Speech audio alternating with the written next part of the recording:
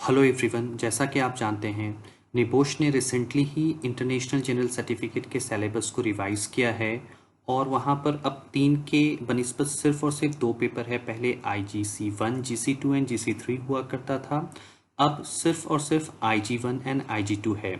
इस वीडियो में मैं आपको IG2 के बारे में ही डिटेल्ड में बात करने वाला हूँ, ताकि कैंडिडेट जब IG2 की प्रिपरेशन कर रहे हैं तो इस वीडियो से कुछ हेल्प लेकर के अपने प्रोजेक्ट को, अपने रिस्क असेसमेंट को प्रिपेयर कर।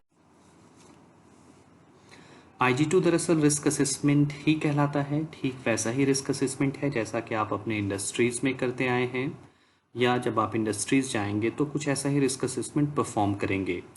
लेकिन यहाँ पर कुछ एडिशनल इन्फॉर्मेशन, चाहे वो लीगल हो, चाहे वो आपका कुछ फाइनेंशियल एस्पेक्ट्स हो, चाहे कुछ कॉस्ट की बात कर रहा हो या डिफरेंट एस्पेक्ट्स की बात कर रहा हो, यहाँ पे वो सारे कुछ एडिशनल इन्फॉर्मेशन की भी रिक्वायरमेंट है। तो वो सारे डिटेल्स जो कैंडिडेट को चाहिए, कैंडिडेट इट मीन्स लर्नर को चाहिए निबोश के लैंग्वेज में, कैंडिडेट को, पढ़ने वालों को, जो कोर्सेस अटेंड कर रहे हैं उन्हें लर्नर कहा जाता है। तो इस वीडियो में मैं वो सिलेबस के बारे में ही बात करूंगा कि क्या क्या इन्फॉर्मेशंस लर्नर को चाहिए। इस वीडियो को मैंने 2 पार्ट में, पार्ट 1 एंड पार्ट 2 में डिवाइड कर रखा है। जैसा आप देख सकते हैं यहाँ पर मैंने कंटेंट, टोटल कंटेंट की अगर मैं बात करूँ तो 8 रखा है, जहाँ पर रिस्क असेसमेंट के कितने स्टेज हैं उन सब के बारे में ही बात करूँगा। तो वीडियो ज़्यादा लंबा ना हो जाए इसलिए इसे मैंने 2 पार्ट में बना करके रखा है। पार्ट 1 अलग से मैं अपलोड करूँगा और पार्ट 2 मैं अलग से अपलोड करने वाला हूँ। इन फ्यूचर अगर कोई भी अपडेट आता है, या जो रिलेटेड लिंक्स हैं, या फिर कुछ एडिशनल इन्फॉर्मेशन, या कुछ अगर मैं मिस कर जाता हूँ और वो मुझे ऐड करना है, तो वो सारी चीज़ें मैं डिस्क्रिप्शन सेक्शन में ऐड कर दूँगा। तो आप सेक्शन को ज़रूर देखें ताकि अपने आप को अपडेट रख पाएँ और रिलेटेड इन्फॉर्मेशंस भी वहाँ से आप ले सकें। पार्ट 1 में मैंने जो इन्फॉर्मेशंस ऐड किया है वो इंट्रोडक्शन की मैं बात करूँगा, कितने डिटेल्स चाहिए आपको इस पार्ट प्रोजेक्ट में। स्टेज 1 रिस्क असेसमेंट के जो 4 स्टेज हैं, उन 4 स्टेज में से स्टेज 1 और स्टेज 2 की बात यहाँ पर मैं करने वाला हूँ।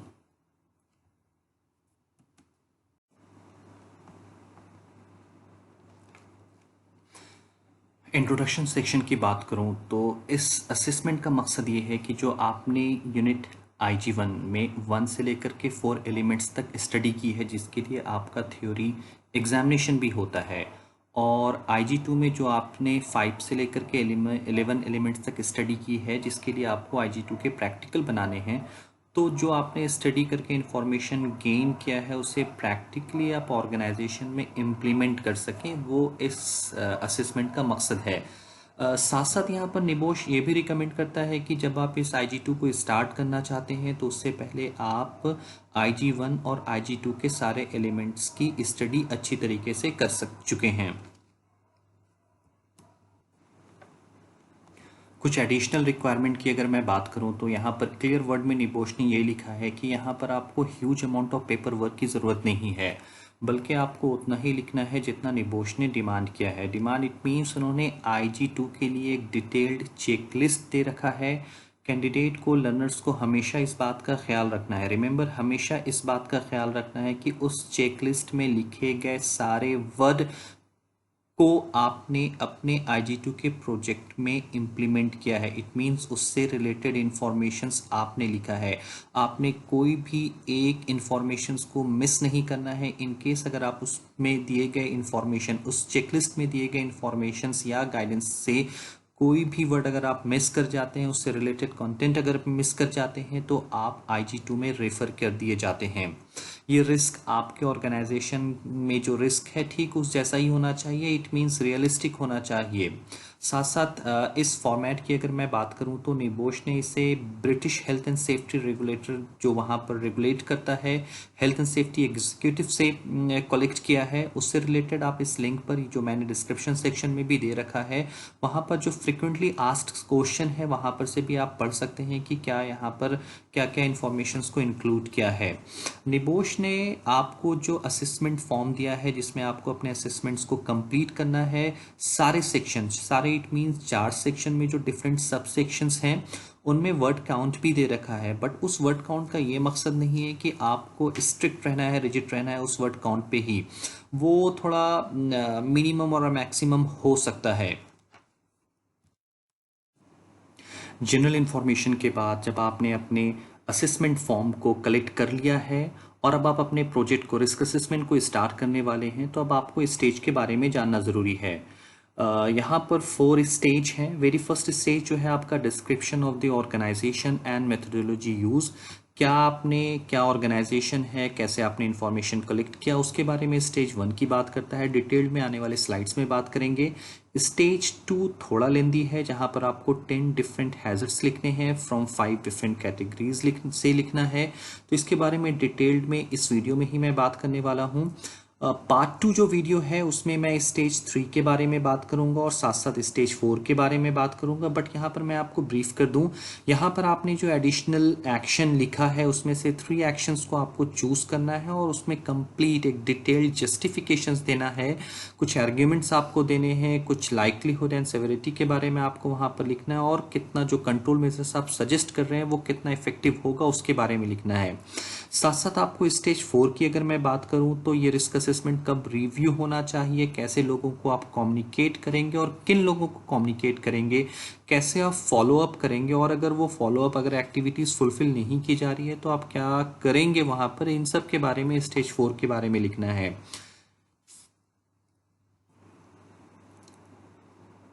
स्टेज 1 या पार्ट 1 की अगर मैं बात करूं तो ये आपका फॉर्म होता है। यहाँ पर आपके निबोश के लोगो हैं, यहाँ पर आपको लर्नर्स का नंबर लिखना होता है। ये लर्नर्स नंबर आप अपने जहाँ पर लर्निंग प्रोवाइडर से आप कलेक्ट कर सकते हैं। एक यूनिक 8 डिजिट का नंबर होता है जो सारे लर्नर्स को दिया जाता है। लर्नर्स नेम, आपको अपना यहाँ पर नाम लिखना है, ब्लॉक लेटर्स में लिखें या किसी में लिखें। इस चीज़ को लिखने के लिए ये एक्चुअली में हेडर और फोल्डर की बात है। यहाँ पर आपको डबल क्लिक करते ही ये आपका एक्टिवेट हो जाता है और अब आप यहाँ पे लिख सकते हैं। पार्ट 1 में अगर मैं बात करूं तो यहाँ पर आपको 2 बॉक्स दिख रहा है, इजी आप अंडरस्टैंड कर सकें इसलिए मैंने इन 2 सेक्शंस को, इन 2 पार्ट को डिफरेंट बॉक्स 1 एंड बॉक्स 2 करके नोट करूंगा ताकि आप इजीली इसे समझ सकें।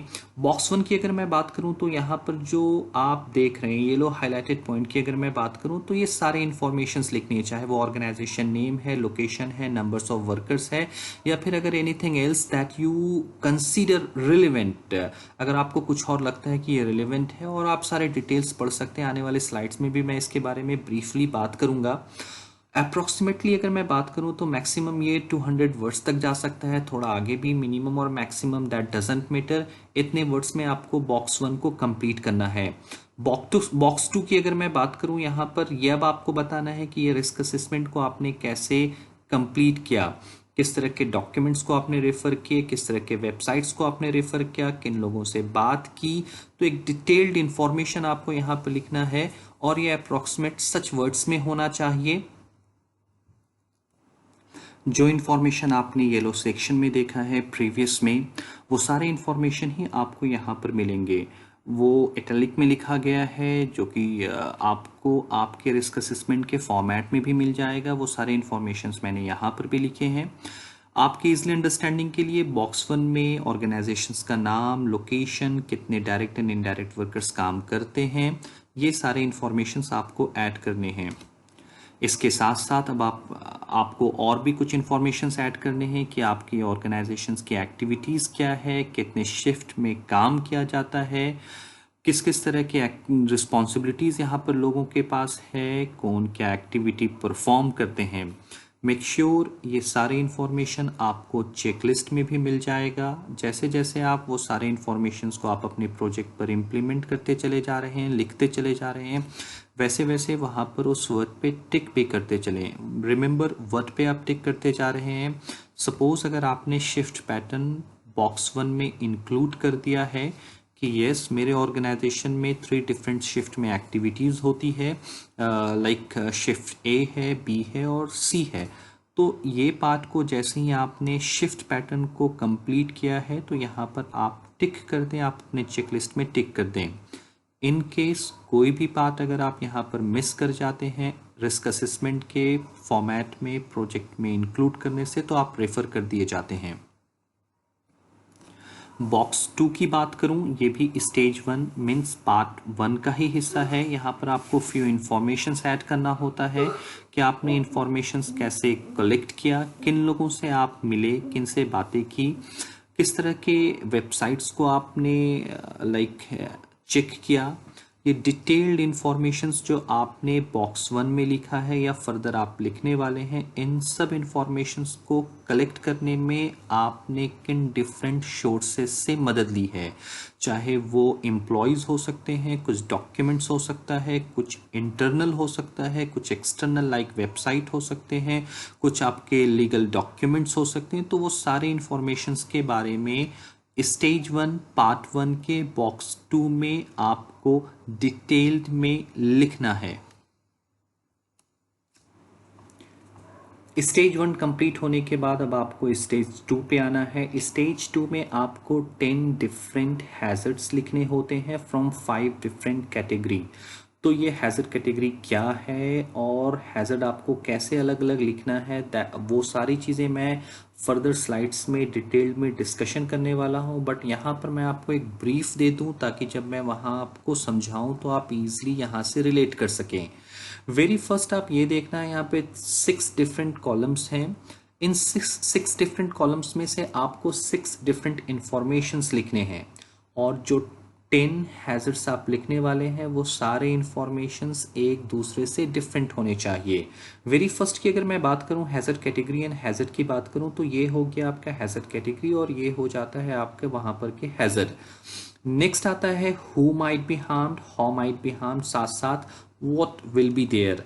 आप ये देखें चाहे वो वर्कर हैं, कस्टमर्स हैं, ये आपके कैटेगरी हु में आ गया है। कौन हार्म हो सकता है, कैसे हार्म हो सकता है, और एट द एंड आपको ये भी लिखना है कि क्या हार्म हो सकता है, चाहे वो आईज इरिटेशन हो रहा है या वॉट एवर, वो सारी चीज़ें आपको यहाँ पे लिखना है। तो remember who might be harmed, how might be harmed and what will be there. Third one की अगर मैं बात करूं तो यहाँ पर वो इंफॉर्मेशन लिखना है जो एग्जिस्टिंग कंट्रोल मेजर्स है। जब आप ये हैजर्ड्स को आप ऑब्जर्व कर रहे थे तो वहां पर आपने ज़रूर नोट किया होगा कि कुछ ना कुछ एग्जिस्टिंग कंट्रोल मेजर्स थे, तो वो सारे एग्जिस्टिंग कंट्रोल मेजर्स को आपको यहाँ पे मेंशन करना है। जब आप ये हैजर्ड्स को ऑब्जर्व कर रहे थे तो उस वक्त ही आपने ये डिसाइड किया होगा कि इस हैजर्ड्स को कंट्रोल करने के लिए क्या एडिशनल कंट्रोल मेजर्स की रिक्वायरमेंट है। तो वो सजेस्टेड एडिशनल कंट्रोल मेजर्स को अब आपको यहाँ पर लिखना है। ये सारे सजेस्टेड कंट्रोल मेजर्स को इम्प्लीमेंट करने में कितना वक्त लगेगा, यहाँ पर लिखा गया है suitable local exhaust ventilation system की अगर मैं बात करूं तो आपको लगता है कि ये वेंटिलेशन सिस्टम को इम्प्लीमेंट करने में अप्रॉक्सीमेट 6 मंथ का टाइम लगेगा। तो अब आपको ठीक इसके सामने एक टाइम स्केल भी लिखना है। ये टाइम स्केल आपका वीक से लेकर के मंथ तक जा सकता है, तो जैसा आपको वहां पर सुटेबल लगता है वो टाइम स्केल आप जरूर मेंशन करें। साथ साथ ये एक्टिविटी को परफॉर्म करने के लिए रिस्पॉन्सिबल पर्सन कौन है, आपके पर्सन को यहाँ पर उनका नाम नहीं लिखना है, उनके डिजिग्नेशन लिखनी है। रिस्पॉन्सिबल पर्सन की बात करूँ तो वर्कशॉप मैनेजर का काम है कि वो फर्स्ट एक्शन, इट मीन्स ये जो सीरियल नंबर आपने असाइन किया है वो फर्स्ट एक्शन को परफॉर्म करेगा। तो ये वर्कशॉप मैनेजर है, फाइनेंस डायरेक्टर है, तो finance director second one option को परफॉर्म करेगा। तो इस तरह से डिफरेंट रिस्पॉन्सिबल पर्सन के डिजिग्नेशन लिखना है और साथ साथ में अब आपको उनकी एडिशनल कंट्रोल मेजर्स को, कौन से एडिशनल कंट्रोल मेजर्स को वो रिस्पॉन्सिबल है परफॉर्म करने के लिए, उसके बारे में भी यहाँ पर आपको बताना पड़ेगा। तो ये 6 इंफॉर्मेशन के बारे में मैं फर्दर स्लाइड्स में डिटेल में बात करूंगा, बट ये ब्रीफ इंफॉर्मेशन को आप फर्दर स्लाइड्स में रिलेट करना, और ये 6 इंफॉर्मेशन ही अब आपको 10 डिफरेंट हैजर्ड्स में फॉलो करने हैं। जैसा कि मैंने आपको पिछले स्लाइड्स में भी बताया कि यहाँ पर अब आपको 10 डिफरेंट हैजर्ड्स लिखने हैं जो कि 5 डिफरेंट कैटेगरीज से होनी चाहिए। रिमेंबर ये मिनिमम 5 डिफरेंट कैटेगरीज की बात करता है। आपके पास 5 से ज़्यादा अप्रॉक्सीमेट 20+ कैटेगरीज हैं तो वहाँ पर से आपको 10 डिफरेंट हैजर्ड्स लाना है। अब ये हैजर्ड्स कैटेगरी कहाँ से लाना है, तो इसके लिए मैंने नेक्स्ट में आपको टेबल भी दे रखा है, उसमें आपको मैं बताऊंगा। बट मेक श्योर कि जो आप IG2 में सिलेबस को आपने स्टडी की है वो from element number 5 to 11 study की है, वहाँ से ही ये हैजर्ड्स कैटेगरीज आएगा और वहाँ से ही ये 10 डिफरेंट हैजर्ड्स को आपको लिखना है। एलिमेंट वाइज की मैं बात करूं तो ये 5 से लेकर के 11 एलिमेंट हो गया। और यहाँ पर जो अब आप मेंशन कर रहे हो, लाइक अगर आप एलिमेंट 11 में देखो तो हैजर्ड कैटेगरी आपका इलेक्ट्रिसिटी हो गया। एलिमेंट नंबर 10 में अगर मैं बात करूं तो हैजर्ड कैटेगरी आपका फायर हो चुका है। एलिमेंट नंबर 5 की अगर मैं बात करूं तो हैजर्ड कैटेगरी नॉइज है। तो ये सेक्शन में जहां पर आप हैजर्ड्स कैटेगरीज के नीचे जितनी भी आप इंफॉर्मेशंस देख रहे हो ये सारे हैजर्ड्स कैटेगरी हैं। आपको इनमें से ही 5, जिस तरह से पिछले स्लाइड्स में था 5 डिफरेंट कैटेगरीज में से 10 डिफरेंट हैजर्ड्स, तो यहाँ पर आप 5 से ज़्यादा हैजर्ड्स कैटेगरीज देख रहे हो। तो अब आपको जहाँ पर आपके साथ आप जिस इंफॉर्मेशंस के साथ ज़्यादा फैमिलियर हो आप उस हैजर्ड्स कैटेगरी को चूज़ कर लो और अकॉर्डिंगली ही आप 10 डिफरेंट हैजर्ड्स लिखेंगे। वो सेम हैजर्ड्स कैटेगरी यहाँ पर भी आपको मिल जाएगा, चाहे वो रेडिएशन है, work related upper limb disorders की बात करते हैं, एसोसिएटेड इक्विपमेंट है, मेंटल इल हेल्थ है, नॉइज है, स्लिप एंड ट्रिप है, इलेक्ट्रिसिटी है, और भी डिफरेंट हैजर्ड्स कैटेगरीज हैं। ये हो गया आपका टेबल नंबर 1। यहाँ पर से अब आपको चूज करना है 5 डिफरेंट कैटेगरीज, उन 5 में से आपको 10 डिफरेंट हैजर्ड्स लिखना है। व्हाट आई सजेस्ट कि आप around 10 plus different hazards categories को चूज करें और उसमें 10 डिफरेंट हैजर्ड्स को आप आइडेंटिफाई करें और बेस्ट 10 को आप वहां पर अपने रिस्क असेसमेंट के पार्ट 2 में लिखें। मैंने प्रीवियस में भी इस कॉलम के बारे में बात कर रखा है। रिस्क असेसमेंट के जो आपको फॉर्मेट दिया जाएगा उसमें 6 डिफरेंट कॉलम होगा। इनमें से the very first hazard and hazard category है who might be harmed, existing control, additional control measures. Additional control measures में एक पॉइंट आता है कि ILO OSH के हिसाब से ही आपको सेक्शन जो वहाँ पर है 3.10.1 के हिसाब से अब आपको एडिशनल कंट्रोल मेजर्स लिखना है। आपने पहले भी हायरार्की ऑफ कंट्रोल मेजर्स पढ़ रखा होगा जहाँ पर आपने 5 डिफरेंट हायरार्की देखा है, चाहे वो एलिमिनेशन से स्टार्ट होता है और पर्सनल प्रोटेक्टिव इक्विपमेंट पे एंड होता है। तो यहाँ पर स्लाइटली चेंजेस है। मैं आपको नेक्स्ट स्लाइड में दिखाऊंगा कि इस सेक्शन में किस तरह के डिफरेंट कंट्रोल एंड प्रिवेंशन है, कंट्रोल मेजर्स क्या है, उसे ही आपको फॉलो करके column number 4 it means additional control measures को लिखना है। टाइम स्केल के बारे में मैं पहले ही बात कर चुका हूँ और रिस्पॉन्सिबल पर्सन के बारे में भी बात कर चुका हूँ। प्रीवियस स्लाइड्स में मैंने जैसा बात किया सेक्शन 3.10.1 की अगर मैं बात करूं तो ये 4 डिफरेंट हैजर्ड्स प्रिवेंशन स्टेप्स की मैं अगर बात करूं तो ये देख सकते हैं। वेरी फर्स्ट है आपका eliminate the hazards, second one है आपका कंट्रोल, थर्ड वन है minimise the hazards by designing of safe system of work, and if cannot be control then PP की बात है। लास्ट वन में आ जाता है आपका पर्सनल प्रोटेक्टिव इक्विपमेंट।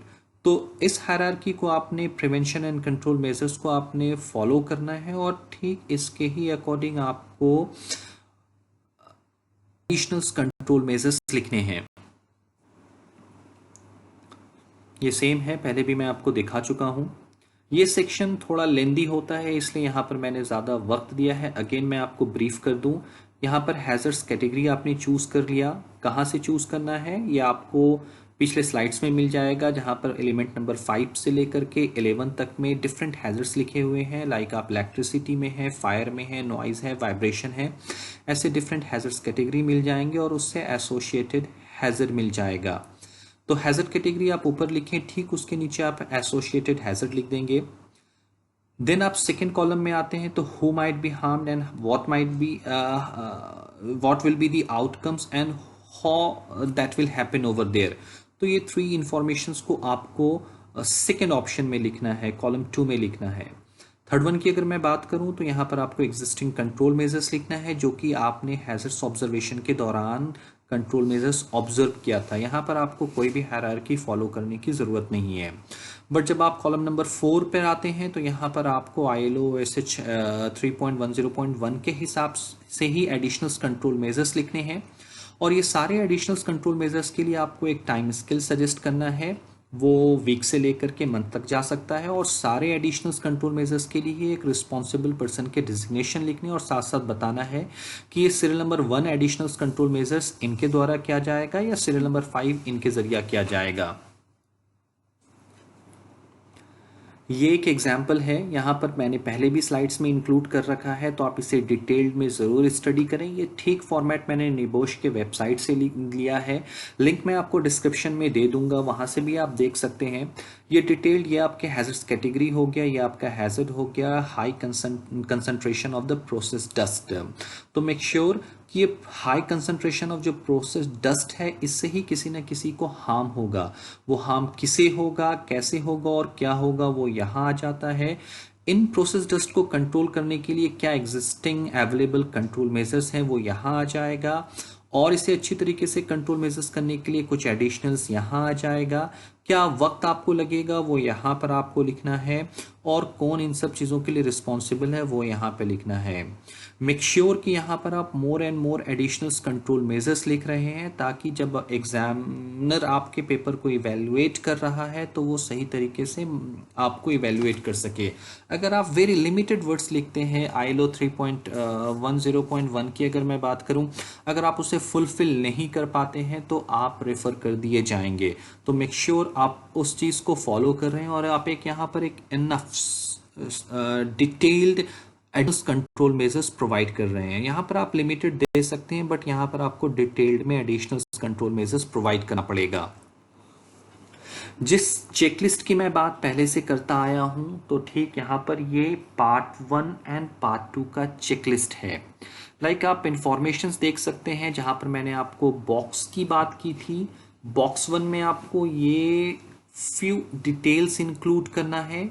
जैसे जैसे आप डिटेल्स इंक्लूड करते चले जाएं, यहाँ पर आप उसे टिक कर दें। बॉक्स 2 की पार्ट 1 में अगर मैं बॉक्स 2 की बात करूं, तो सोर्स ऑफ इंफॉर्मेशन और डिफरेंट इंफॉर्मेशन जो आपको बॉक्स 2 में लिखना है, जैसे जैसे वो लिखते चले जा रहे हैं आप यहाँ पर टिक कर दें। पार्ट 2 की बात करूं तो यहाँ पर 6 डिफरेंट कॉलम हैं। उन सारे में से जो 10 डिफरेंट हैजर्ड्स आपको लिखने हैं, फ्रॉम 5 डिफरेंट कैटेगरीज लिखना है।